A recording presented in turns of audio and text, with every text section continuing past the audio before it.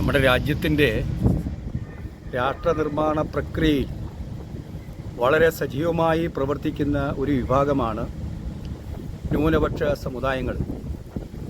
അത് മുസ്ലിം, ക്രിസ്ത്യൻ, ബുദ്ധൻ, പാർസി, സിഖ് തുടങ്ങിയ രാജ്യത്തെ ന്യൂനപക്ഷങ്ങളുടെ അവകാശ സംരക്ഷണത്തിനു വേണ്ടി രാജ്യത്ത് നിരവധി നിയമനിർമ്മാണങ്ങൾ നടത്തിയിട്ടുണ്ട്.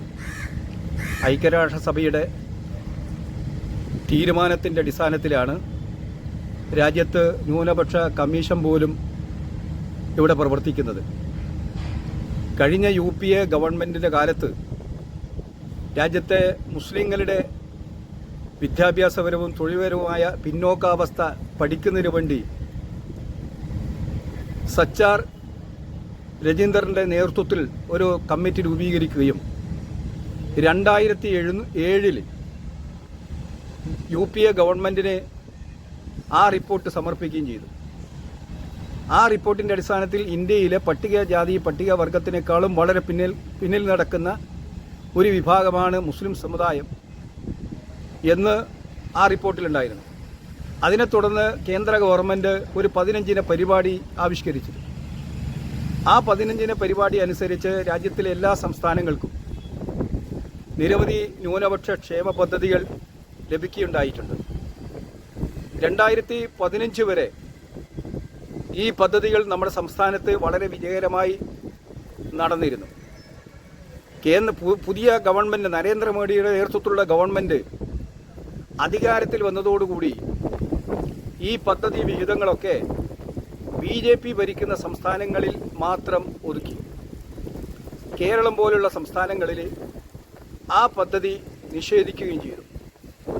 ഈ സാഹചര്യത്തിൽ ഇതിനെതിരെ ഇടപെടലുകൾ നടത്തേണ്ട സംസ്ഥാന ഗവൺമെൻറ്, ഇടതുപക്ഷ ഗവൺമെൻറ് തികച്ചും നിസ്സംഗതയാണ് പ്രകടിപ്പിക്കുന്നത്. ബാക്കി പല കാര്യങ്ങൾക്കും കേന്ദ്ര ഗവൺമെൻറ് കേരളത്തിന് ലഭിക്കേണ്ടതായ ഫണ്ട് തടഞ്ഞു വെച്ചതിനെതിരായി സുപ്രീം കോടതിയിൽ കേസിന് പോയിരിക്കുകയാണ്.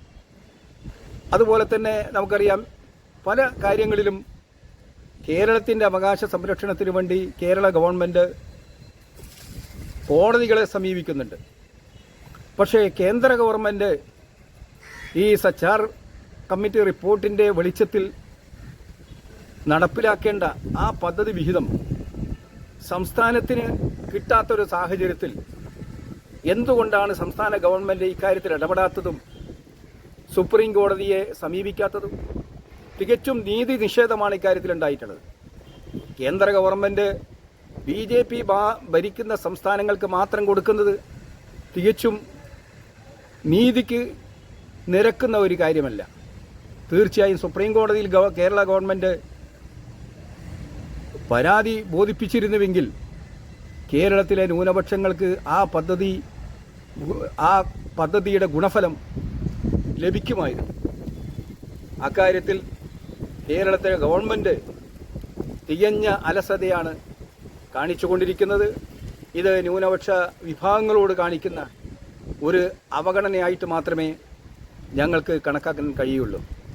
ഇത് 2007 ഈ റിപ്പോർട്ട് സമർപ്പിക്കുന്നത്. കേരളത്തിൽ ആ ഫണ്ട് വരുന്നത് 2009 മുതലാണ്. 2014-15 വരെ ഈ ഫണ്ട് നിർബാധം നമ്മുടെ സംസ്ഥാനത്ത് ലഭിച്ചുകൊണ്ടിരുന്നു.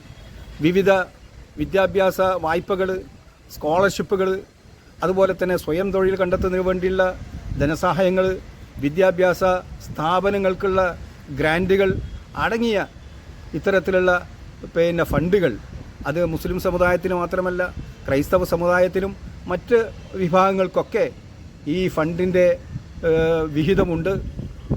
അതുകൊണ്ട് ഇത് തികച്ചും സംസ്ഥാന ഗവൺമെൻറ് ഈ അനീതി ഒരിക്കലും വെച്ച് ഉറപ്പിക്കരുത് എന്നാണ് ഞങ്ങൾക്ക് പറയാനുള്ളത്. ഇത് സംഘടനാടിസ്ഥാനത്തിൽ അപ്പീലിന് പോകേണ്ട ഒരു കാര്യമല്ല. ഇത് ഗവൺമെൻറ്റാണ് ഇതിൻ്റെ അപ്പീൽ ബോഡി എന്ന് പറയുന്നത്. കാരണം ഗവൺമെൻറ്റിനാണ് ഈ ഫണ്ട് ലഭിക്കേണ്ടത് ആദ്യം.